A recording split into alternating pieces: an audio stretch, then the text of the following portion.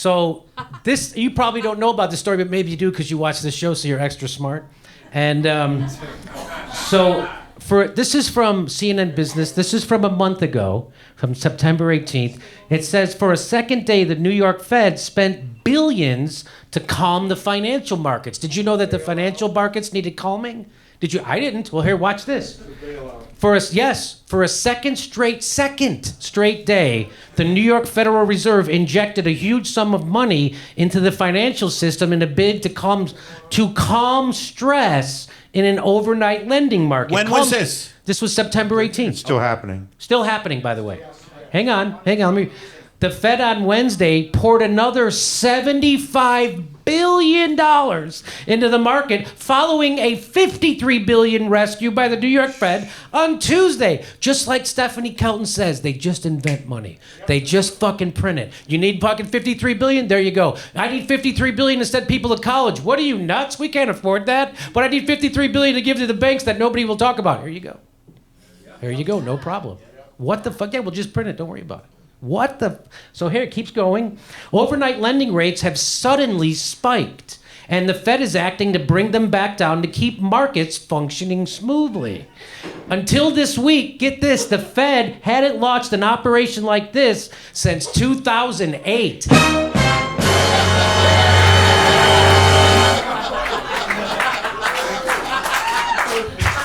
Nobody is talking about this. Come on, how about a little kudos for me doing the sound effect?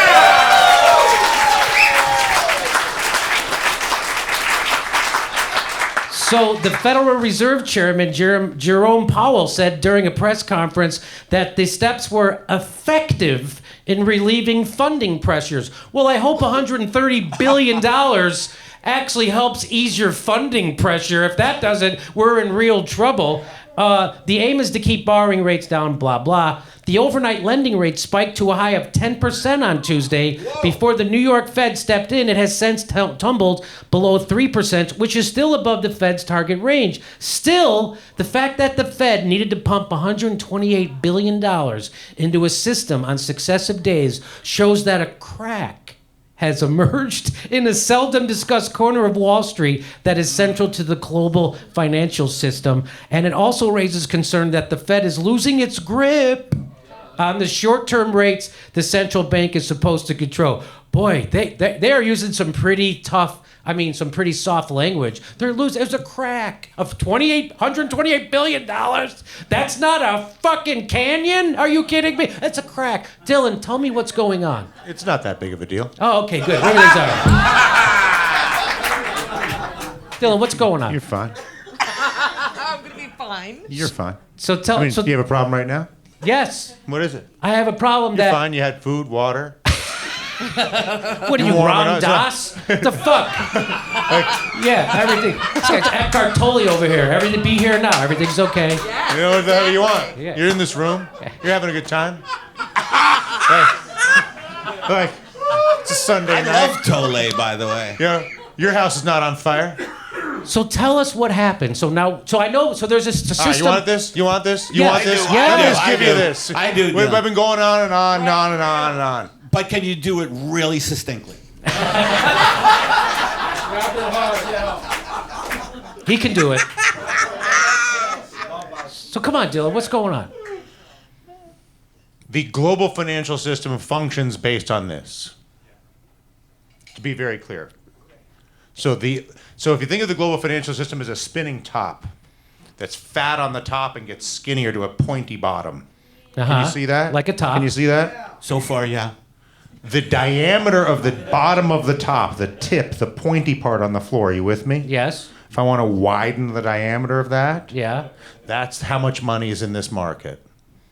So however much I add to this little tip at the bottom, it adds to the overall size of the spinning top that I can put on top of it of global money. Trillions, 26, go crazy. Okay. When the rates spike in this market, what they're saying is the overall size of the financial top that is the spinning leverage of every bank in the world and every mortgage and business and ticket and whatever, anything, is maxed out. We're at the edge of our risk capacity. We're at the speculative edge of behavior and of risk taking.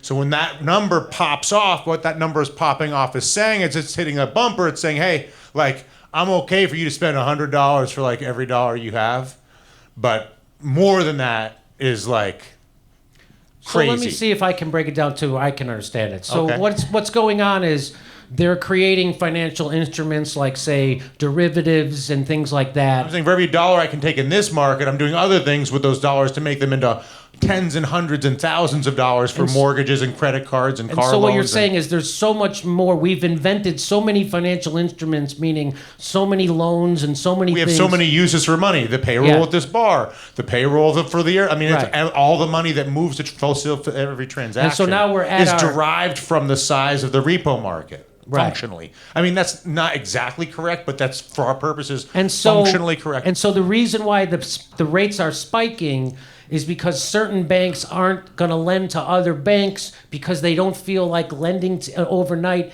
is as safe as it used to be, right? Exactly, because the overall risk profile is seen as higher, right? No, so when one is maybe the bank's collateral's no good, maybe the default rate's too high, but there's 1,000 maybes, and this is a sort of field day for people that want to get into the maybe Jamie Dimon has got him by the neck in the back of the room. Who knows? But what you do know is that the expression of extremity, of sort of vulnerability, of fragility in the financial system is showing itself in that repo market. That's the bad news. Do you want the good news? So that's Do you want the good news or not? Yes. What's the good news? Doesn't matter. Does it? Why doesn't that matter? Because after 2000, so what was Rahm Emanuel's number one line to the Democratic Party caucus before they passed DoddFrank in order to whip votes? I don't know. That was his PR thing, but what did he say privately?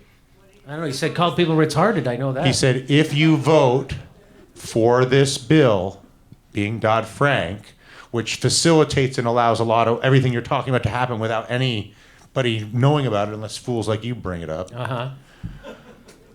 if you don't mind. No problem. All right. Rahm Emanuel said, if you vote for this bill being Dodd-Frank, you will never have to have a public vote on a bailout of any financial system ever again, because we're going to create this law that makes everybody a bank holding company, it doesn't matter what the words are. They created a way for the central bank legally to have direct access to a set of banks without any political interaction of any kind ever again. And as a result of that, in the past it used to be when you'd run up against the bumpers, you'd be like, well, I guess I got to go call somebody and ask for $100 billion because I got a little bit of it. Now they're like, don't bother. Like, it's just tap it. And so the only place the risk actually lives after you get off of the emotional and the betrayal and the theft and the horrors that all that we can talk about, they've figured out that they can make all of that risk live inside the currency that is the US dollar, which is an entirely different conversation for a different day. But because they know the dollar is the default currency of the world, it's the currency. So the US dollar, I don't know, again, don't quote me, 10 to 15% of the world's economy is sort of functions as US dollars in terms of US dollar driven. But 60% of global economic activity between any country and any country is conducted in dollars. So if you're Belgium and you're trading chocolate with Brazil, you're going to trade that in a dollar-denominated currency, a bunch of Belgian, not in euros versus real. I mean, it's a whole nother... Right. So the point is, because the dollar is the dominant currency, we can make as many as we want, which would take you to your Stephanie Kelton conversation, and do whatever we want with it until the dollar does what the pound did or the peso did or whatever, which is why then people get maniacal. You're some of the people in this audience, I believe I feel some maniacal energy coming from them. And they're concerned about the potential, this currency dynamic, but that could take 50 years, so just don't worry about it. Really? So the ATMs are going to work tomorrow. Oh, yeah. So let me ask you this. Dylan. That's no problem. Dylan, so let me ask you this. So if this, It's easy to get upset about. But so if this, they fixed it. if they didn't have this rule that Rahm Emanuel engineered, Well, I mean, again, he was a whip for votes Yeah. for it. He didn't. Chris Dodd, Barney Frank was really essential in this. I mean, so if there wasn't this Dodd-Frank legislation, the whole point of this law was to eliminate the need to go to the politicians ever again for money. so we'll never have another Open TARP. the line so that when We'll you never hit have the, TARP again.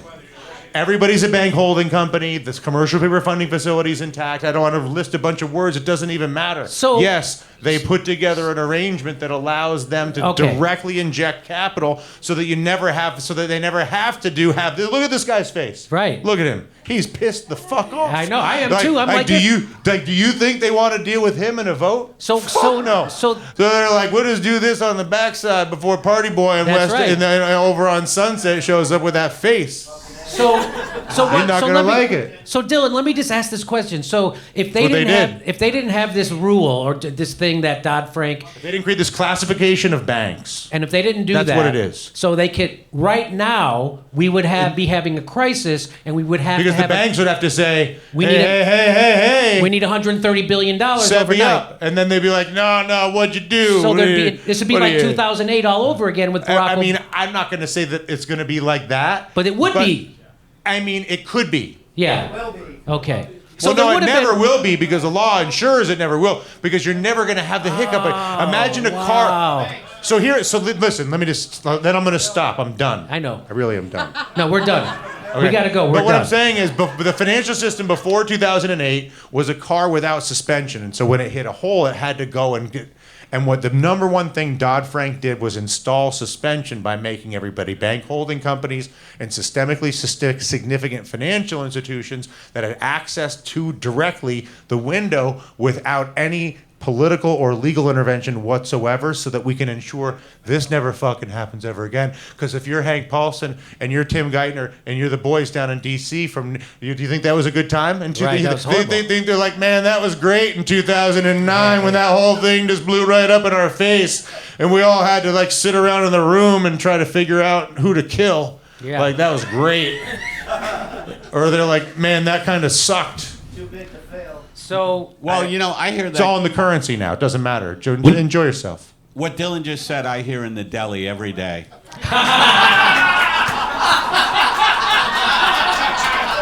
Everything's fine.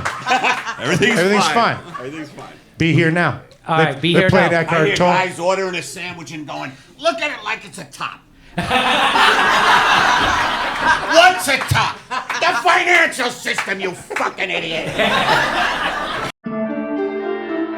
our next live Jimmy Dore show is November 5th in Buffalo, New York, November 17th in Philadelphia, and December 27th in Honolulu. Go to JimmyDoreComedy.com for a link for all of our live shows, and become a patron or a Jimmy Dore Show member at JimmyDoreComedy.com/join, and support the show. We give you hours of bonus content every week. Thanks for your support.